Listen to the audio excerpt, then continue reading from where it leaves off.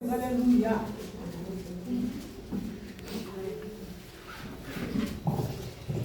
Amém? Todos encontraram? Amém. E assim nos diz a palavra de Deus.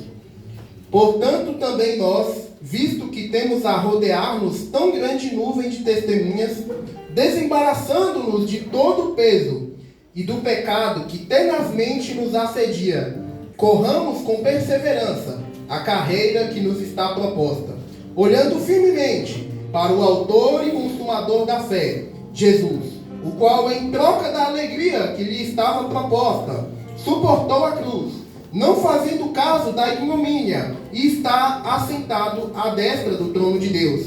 Considerai, pois, atentamente, aquele que suportou tamanha oposição dos pecadores contra si mesmo, para que não vos fatigueis, desmaiando em vossa alma. Os irmãos podem se assentar, amém? Amém. Glória a Deus. Trazendo uma introdução acerca dessa carta, acerca do seu autor, do seu contexto, para que nós possamos entender de uma forma mais completa possível o que estava sendo dito aqui. Bom, essa carta estava sendo escrita, ela foi escrita a irmãos que outrora foram judeus e agora haviam se convertido ao cristianismo. O judaísmo, para aqueles que por alguma razão não saibam, foi a religião que até aquele momento, durante 4.000 anos, era a religião do Deus Javé, o único Deus. E eles esperavam que viesse o Messias. À medida que a revelação das Escrituras e da revelação daquilo que Deus queria para o seu povo, ela foi avançando, chegando ali nos profetas menores, nos profetas maiores, principalmente em Isaías, o povo de Deus foi tendo cada vez mais clareza que viria um libertador, viria aquele que sobre ele o Espírito está sob medida, viria um libertador, e eles de fato tinham essa expectativa. Mas o libertador veio para os seus, mas os seus não reconheceram, como nós vemos em João no capítulo 1. De fato, o Cristo veio, ele estava diante deles, mas eles não foram capazes de enxergá-lo. E alguns dos que depois da ressurreição de Cristo entenderam, e agora eles abandonam o judaísmo e dizem: não, eu entendo que esse é o Cristo, eu entendo que ele é o Messias, eu entendo que ele é o profeta que havia de vir. E abraçar essa fé naquele tempo era algo que significava, primeiro, uma perseguição familiar, porque o judaísmo era uma religião onde desde a infância você era instruído na Torá, na palavra de Deus, aquilo que eles tinham a revelação naquela época, de modo que o próprio Deus diz: inculcarás na cabeça do teu filho, no caminho, quando ele se deitar, a todo tempo você vai falar da minha palavra. Então era uma religião realmente muito forte. E de repente, alguém da família diz: não, agora não é mais isso, chegou o novo de Deus. Agora Deus não está mais no templo, agora ele busca aqueles que o adoram em espírito e em verdade. Ele não está mais lá no templo de Davi. Glória a Deus, aleluia. Agora chegou o novo, Cristo de fato veio e ele ressuscitou. Aleluia. Por isso que Cristo diz que viria divisão, e onde tivesse mãe e filho haveria divisão, onde tivesse pai e filho haveria divisão, por causa do nome dele. Por isso que em João, no capítulo 16, ele vai dizer aos discípulos que eles seriam perseguidos pelos chefes das sinagogas e que eles pediriam a cabeça dele, porque pelo nome de Cristo eles seriam perseguidos. Porque de um lado você tem pessoas dizendo: o Cristo ainda não veio, nós estamos esperando ele. E do outro lado tem pessoas que dizem, como Paulo em 1 Coríntios no capítulo 15, não, eu fui testemunha ocular, ele ressuscitou, ele não está mais no túmulo. Glória a Deus, aleluia, Jesus, aleluia a Deus. Então, abraçar a fé cristã nesse tempo, os primeiros cristãos, eles tiveram grandiosa dificuldade. Primeiro, essa perseguição familiar, onde você tem todos os seus familiares judeus, totalmente convictos, e de repente você diz que descobriu algo novo, então você era rejeitado pela sua família, e depois você enfrenta a perseguição política, porque os judeus, depois de muitos anos lutando por uma independência em relação a Roma, para que pudessem cultuar de forma livre, eles finalmente conseguem ter o templo deles, ter um lugar de adoração. Mas agora surge essa nova religião chamada cristianismo, uma religião desconhecida, e por isso, os cristãos, agora eles eram também perseguidos politicamente, porque eles não eram judeus, eles tinham que ganhar o espaço deles. Então é diante desse contexto que o autor, a carta de Hebreus, ele escreve: Bom, quem é esse autor? A carta de Hebreus. Embora hajam muitas especulações que sejam Paulo, é algo muito debatido pela academia, pelos séculos dos séculos, mas, de forma geral, eles são levados a crer que, embora não seja Paulo, é alguém que andou e conviveu constantemente com Paulo. Então, por alguns pontos serem muito parecidos a forma como ele escreve e a forma de raciocínio de Paulo em outras cartas. Mas, por outro lado, nós entendemos que não é Paulo, porque em determinados pontos é muito diferente da forma que ele escrevia. Mas, de qualquer forma, é um autor que teve um convívio muito grande com o apóstolo Paulo. Aleluia. Esta carta ela é dividida basicamente em duas partes. Hebreus, do capítulo 1 até o capítulo 10, no versículo 19. A primeira parte é dedicada àquilo que esses irmãos, que agora estavam enfrentando grandiosa perseguição por abraçar Cristo, deveriam entender. Tudo aquilo que eles deveriam saber. Então, a segunda parte da carta aos Hebreus, ela é dedicada a tudo aquilo que eles deveriam praticar no dia a dia. Então, nós temos uma primeira parte teórica acerca daquilo que eles deveriam saber, para que uma vez que saibam, então pratiquem. Então, ela é dividida nessas duas partes. Glória a Deus. Aleluia. Então, de Hebreus 1 até Hebreus 10, até Hebreus capítulo 10, versículo 19, ele busca mostrar a supremacia de Cristo em relação a tudo e a todos. O autor aqui quer encorajar essa audiência que está com medo, porque vê a sua família lhe tacando pedras, vê os políticos lhe tacando pedras, e eles se perguntam, como João Batista na prisão, era esse mesmo Cristo que haveria de vir? Eles ficam com dúvida, eles têm medo e eles pensam por alguns instantes em retornar para aquilo que o autor desta carta, e Paulo em algumas de suas cartas também, vai chamar de religião das sombras. Porque de fato o Cristo já veio e ele é a luz que brilha em todas elas. Aleluia a Deus. Glória a Deus. É a religião das sombras, tudo apontava para ele, o cordeiro apontava para ele, o templo apontava para ele, mas ele chegou. Ele tabernaculou, ele é o templo, ele é o cordeiro. Glória a Deus. Aleluia. É isso que ele se dedica a mostrar aqui. Não, vocês estão no caminho certo. Vocês encontraram algo superior a tudo e a todos. Vocês encontraram algo superior ao templo. Vocês encontraram algo superior à lei. Vocês encontraram alguém superior até mesmo do que Moisés. Aleluia a Deus. Vocês Glória a Deus, encontraram Jesus. Cristo. Então, durante 10 capítulos, ele vai se dedicar a mostrar a supremacia de Cristo. É como se esse autor estivesse dizendo a essa audiência crente, mas também atemorizada diante desse cenário: vejam, irmãos, que não faz sentido retornar para a religião das sombras. Eu vou lhes mostrar em que Jesus vocês estão crendo, e porque não faz sentido abraçar mais a religião dos vossos pais, e porque não faz mais sentido abraçar a religião das sombras. Irmãos, vocês estão crendo em Jesus, aquele que é superior aos profetas e aos anjos. Vocês estão crendo em Jesus, aquele que é superior a Moisés, que oferece um descanso superior ao de Josué, que é sumo sacerdote, eterno, perfeito e imaculado. Ele não precisa... Glória a Deus. Aleluia, gente. Pelos seus próprios pecados. E ele não precisa entrar no Santo dos Santos apenas uma vez ao ano. Não, uma vez por todas. Entrando no Santo dos Santos, ele entrega um sacrifício de uma vez por todas perfeito e que é aceito pelo Pai. Então não há mais necessidade. Estou falando para vocês do Jesus que media não uma antiga aliança, onde as leis eram escritas em tábuas, mas aquele que media a nova aliança, onde a lei é escrita em vossos corações. Glória a Deus. Agora, na nova aliança, Deus de fato habita dentro de vós. Essa é a nova religião que vocês estão crendo. Estão falando Deus. de Aleluia, Jesus, que entregou o único sacrifício e ao mesmo tempo para Ele mesmo, em favor de vocês, pecadores. Um sacrifício eterno que lhes garante acesso com ousadia ao Santo dos Santos. Então esse é um resumo, um panorama dos 10 capítulos. Então nós temos uma espécie de parênteses, onde no capítulo 11 ele vai trazer toda a galeria daqueles que creram em Deus, daqueles que foram confiantes na promessa, mediante aquilo que lhes era revelado. Então ele vai expor a galeria dos heróis da fé. Por isso que o capítulo 12 começa com um portanto. Porque o capítulo 12, essa perícope inicial que eu li para vocês, dos 3 versículos, é uma extensão do capítulo 11. Por isso começa com essa ligação. Portanto, é como se ele estivesse dizendo: e depois de expor tudo isso, dito isso, então entramos no texto dessa noite, depois dessa introdução, onde nós vemos no versículo 1: portanto também nós, visto que temos a rodear-nos tão grande nuvem de testemunhas, desembaraçando-nos de todo o peso e do pecado que tenazmente nos assedia, corramos com perseverança a carreira que nos está proposta.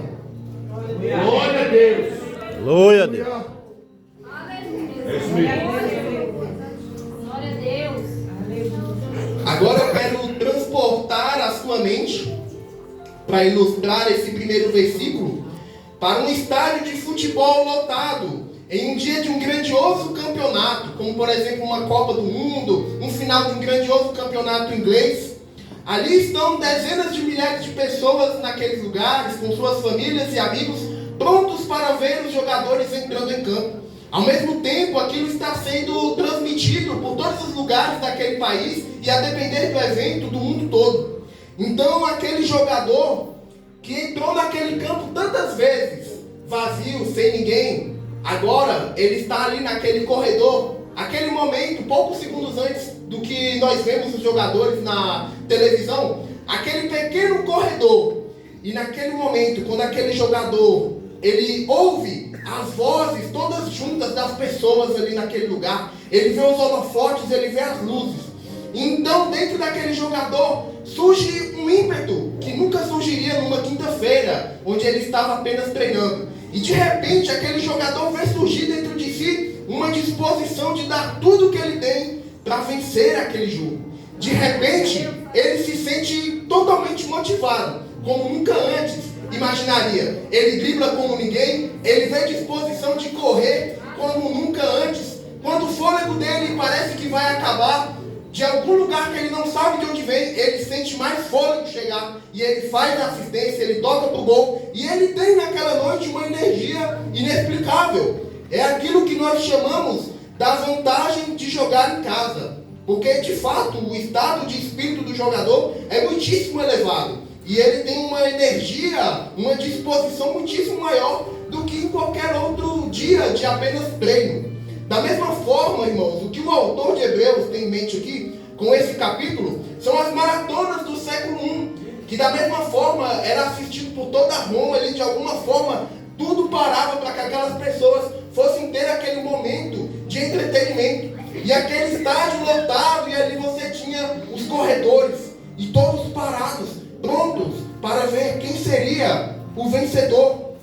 Os Jogos Olímpicos, que era do conhecimento de todos, daquela região, daquela época. Então, por isso eu ilustrei com os jogos de futebol, que é algo semelhante ao do conhecimento do nosso tempo. É como se ele estivesse dizendo que diante do testemunho gritante, da vibração de toda essa nuvem de testemunhas exposta no capítulo 11, Abel, Enoque, Abraão, Isaac, Jacó, José, Moisés e tantos outros que têm um testemunho de confiança em Deus. É como se ele estivesse dizendo: vocês estão rodeados de uma grandiosa nuvem de testemunhas. Aleluia! Estão Glória! diante de um estádio lotado de homens e mulheres de Deus. Homens esses que não eram dignos de que os seus sapatos pisassem nos pés da terra. Eles confiaram em Deus até o último momento. E Deus honrou eles. Portanto, vocês, rodeados de tão grandiosa nuvem de testemunhos, corram também a carreira que vos está proposta. A glória a Deus, aleluia, Como Jesus. jogador, ou como um corredor na maratona do século I,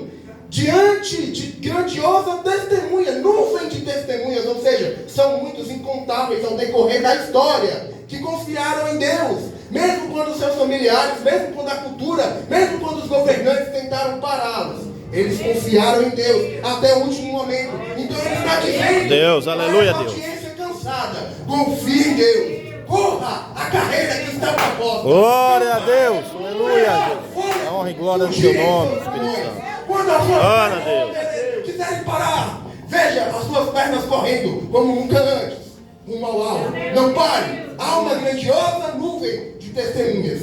E assim como vocês estiveram numa situação de perseguição, estiveram numa situação de dificuldades para continuar com a fé, mas eles não pararam. E agora chegou a hora de vocês correrem também essa carreira que vos está proposta. Por isso não parem. Aleluia a Deus. Então ele segue, desembaraçando-nos de todo o peso e do pecado que tenazmente nos assedia. Um corredor do século I, ele corria praticamente nu, porque as vestes daquele tempo eram muitíssimo pesadas. Então praticamente qualquer tipo de artefato que ele utilizasse iria ser uma desvantagem na sua corrida. E aquilo deixaria ele mais lento, ainda com a visão do estádio em mente. Por isso ele traz essa ideia de desembaraçando-nos de todo o peso e do pecado que tenazmente nos assedia. Assedia aqui no original seria como um pecado que nos cerca de lado a lado.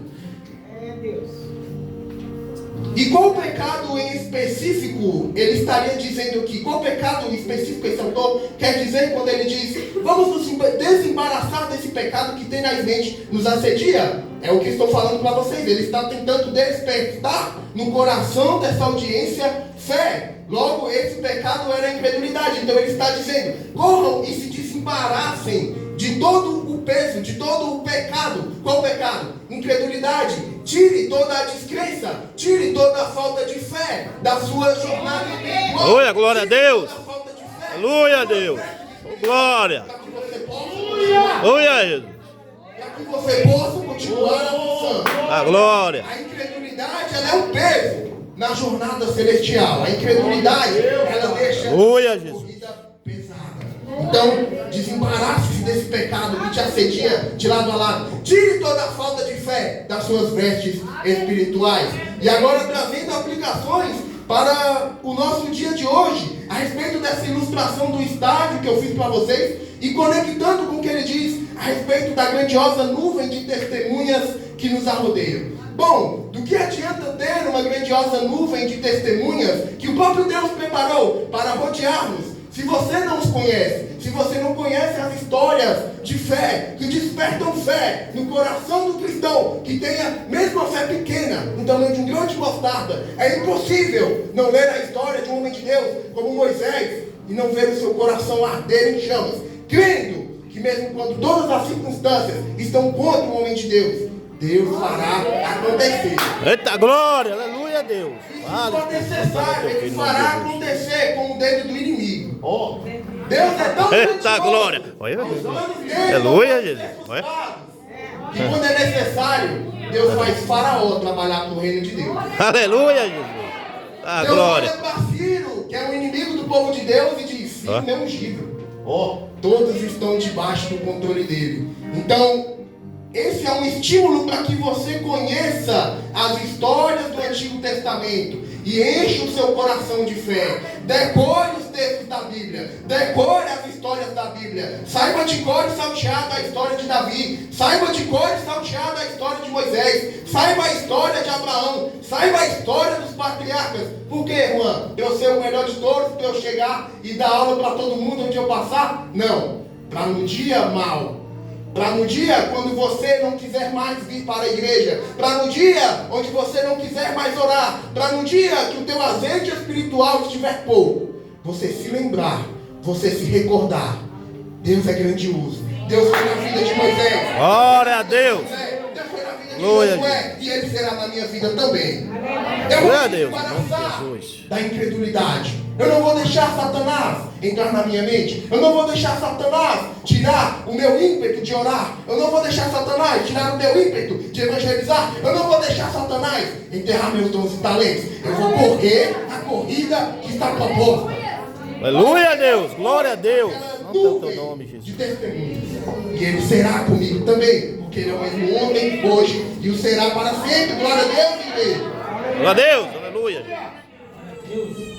Uma segunda aplicação em relação a esse texto: nós precisamos nos livrar de tudo aquilo que nos distrai da jornada celestial, ainda que sejam coisas lícitas, amizades, recreações, ambientes, hábitos, Vamos nos desembaraçar de tudo que quer nos parar ou quer tornar a nossa jornada mais lenta, que quer nos impedir de correr a jornada que nos está proposta.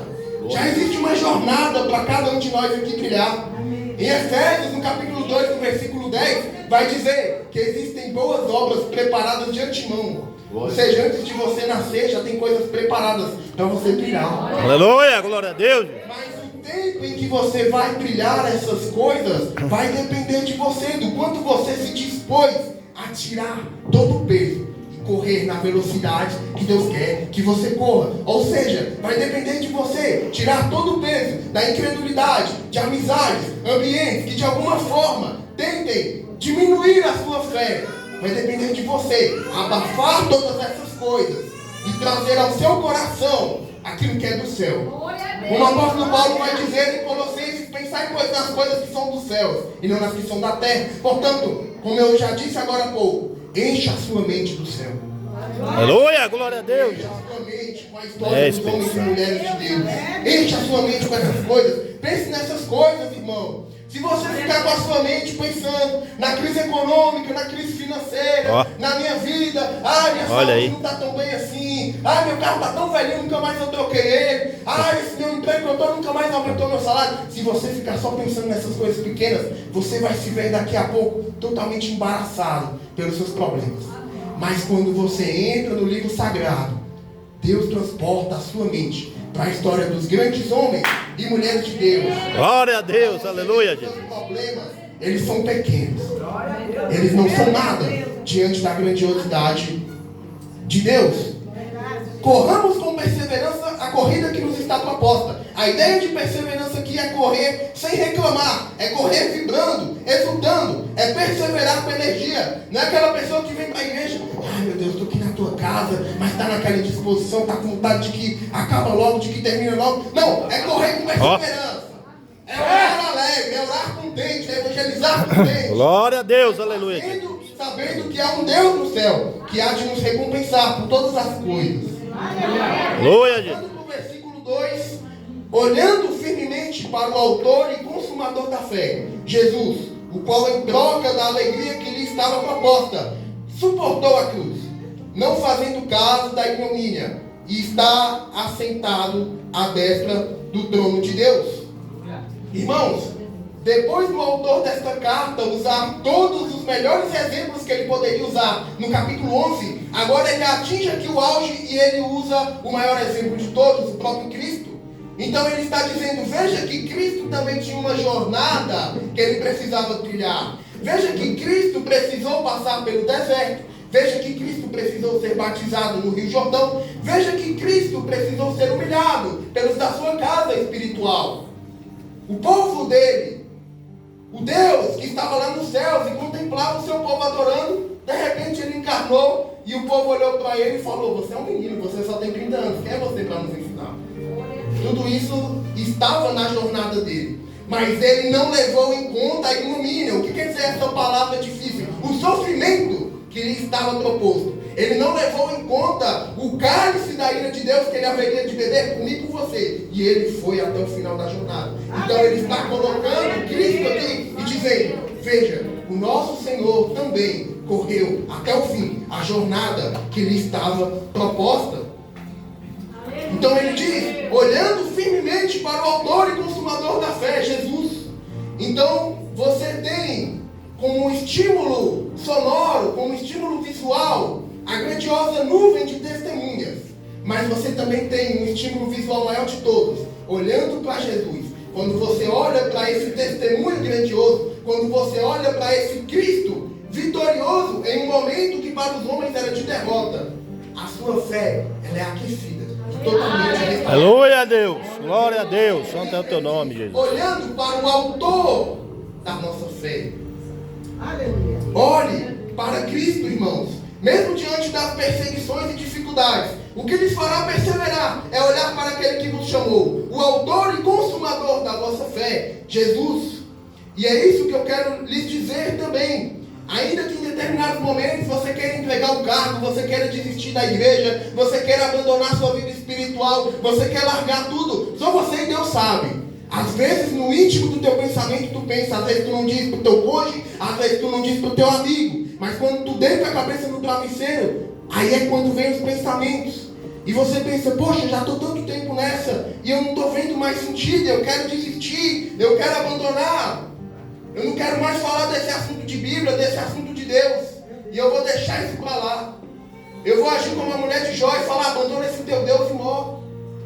Desiste, se afunda na desesperança. Mas ele está dizendo, diante dessa situação, olhe para o autor e consumador da vossa fé. Aleluia! Glória a Deus, Jesus. Tanto nome. Olhe para Cristo, irmão, como Estevão, que enquanto a sua pele era rasgada por pedras, olhou para os céus e contemplou o Senhor em toda a sua glória. Como os crentes do primeiro século, que tinham na sua visão humana, na retina humana deles, eles contemplavam a morte, contemplavam os leões, contemplavam a chama, que estava prestes a queimar-lhes, e que lhes tornaria chama viva, para iluminar os jardins de Nero. Homens e mulheres que estavam prestes a serem queimados, para se tornarem luz naquele lugar. E era isso que o olho humano deles via. Mas o olho espiritual enxergava Jesus. Eita glória, aleluia a Deus. Quanto mais a gente mata esse povo, mais eles crescem. A gente solta os leões lá comer eles, e eles estão orando e adorando. Como que a gente vai destruir esse povo? Porque o olho deles estava fixado em Cristo. E quando um olhar de um homem e de uma mulher de Deus está em Cristo, ainda que a sua saúde física esteja em risco, ainda que ele seja deportado do seu país, ele está firme em Cristo. E nada será capaz de lhe abalar. Assim como 40 de Sebaste no século III. 40 homens da 12ª Legião do Exército Romano, que foram condenados por não adorarem os outros deuses, a ficarem uma madrugada inteira no lago para morrer, congelados. Pouco a pouco, os seus órgãos sofreriam múltipla falência por conta do frio e por estarem nus dentro daquele lago extremamente frio. E eles lhe ofereciam constantemente um banho quente e uma toalha, desde que eles negassem Cristo. Mas mesmo enquanto os seus órgãos estavam pedindo socorro, mesmo quando todos eles estavam tendo múltipla falência, eles estavam sentindo isso na carne, mas o Espírito já estava vindo Cristo. Aleluia, Jesus. Glória a Deus. Mas aquela proposta da toalha quente, de negar a Cristo, não fazia sentido para eles. O olhar estava em Cristo. Por isso, da mesma forma, nós, irmãos, tenhamos o nosso olhar em Cristo. Considerai, passando agora para o versículo 3, considerai, pois, atentamente aquele que suportou tamanha oposição dos pecadores contra si mesmo. A expressão aqui considerar é como se ele estivesse dizendo, prestem atenção, calculem, entendam o que eu estou dizendo aqui para vocês, que Cristo, ele suportou a oposição dos pecadores. Ele veio para o que eram os seus, mas os seus não receberam. Então, da mesma forma, vocês, irmãos judeus, vocês que outrora eram judeus e agora são crentes no Cristo, é comum que lhes aconteçam também essas perseguições. Como Jesus vai dizer em João no capítulo 16, eles não vão receber vocês, eles vão perseguir vocês, porque antes eles me perseguiram, e porque antes eles não me receberam, e por isso que eles não vão receber o testemunho de vocês. Não é sobre vocês, é sobre mim, então continua. Aleluia a Deus. A glória, Jesus. É uma questão do mundo contra o Cristo, então continua. Não é pessoal. A Deus. É sobre o nome que você carrega, não é pessoal por você. É sobre o sangue que está sobre a tua cabeça. Jesus enfrentou a vergonha da cruz e a oposição dos pecadores, pois confiava plenamente que Deus o ressuscitaria no terceiro dia e o faria se assentar à sua direita. A vergonha da cruz, o jardim, a coroa de espinhos, o cálice da ira, tudo isso Cristo suportou, mas ele sabia que Deus não tardaria em cumprir a sua promessa. Ele foi até o final, mesmo naquela hora onde os discípulos já o abandonaram, onde os discípulos já cheios de tristezas, eles dormiram, e ele diz, Pai, se possível, passe esse cálice de mim, mas seja feita a tua vontade.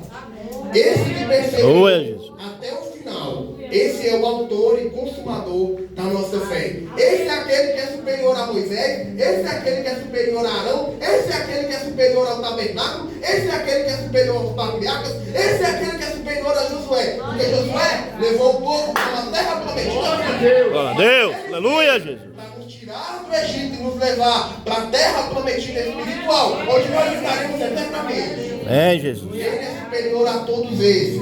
E ele, de fato, venceu tudo aquilo que lhe estava proposto. Assim como o nosso Senhor nos deu exemplo, confiando plenamente na promessa do Pai, ainda que ao seu redor também tivessem perseguições, ainda que no final a morte, o maior de todos os inimigos do homem, que nós já nascemos e desde que nós tomamos consciência, nós entendemos, o maior inimigo do homem, o momento onde todas as alegrias acabam, onde todas as conquistas resvaem, onde todos os reinos são destruídos, é quando a morte, ela encara um homem frente a frente. E dessa batalha, nenhum homem é capaz de vencer, mas Cristo, ele venceu. Então, Glória a Deus, aleluia. Ô, santo. deu início ao novo. Glória a Deus. Aleluia. E já concluindo, irmãos, é como se ele estivesse dizendo, já concluindo aqui na parte B do versículo, para que não vos fatigueis, desmaiando em vossa alma. Então é como se ele estivesse dizendo, vocês estão cansados dessa jornada? Vocês estão cansados dessa corrida espiritual que lhes está proposta? Eu sei, mas lembrem-se de que Jesus, ele passou por muito mais e venceu. Portanto, sigam firmes, vocês também vencerão.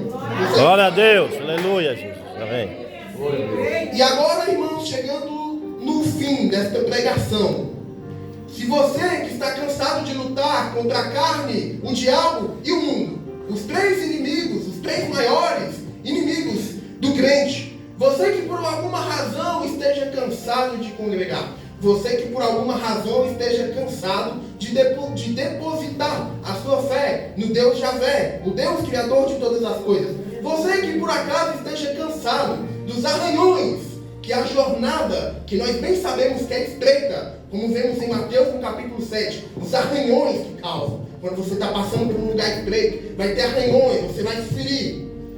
Embora você esteja cansado de todas essas coisas, a conclusão, irmão, desse texto, que esse autor trouxe para aqueles irmãos no século I que estavam diante da perseguição do Império Romano, que estavam diante do abandono dos seus familiares, que estavam diante da exclusão social sofreram, e que agora, por alguma razão, você também tem as suas dificuldades para servir a Cristo na sociedade, na tua família, como um todo, na tua individualidade.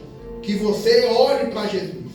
Considerai, ele está dizendo. Glória, aleluia.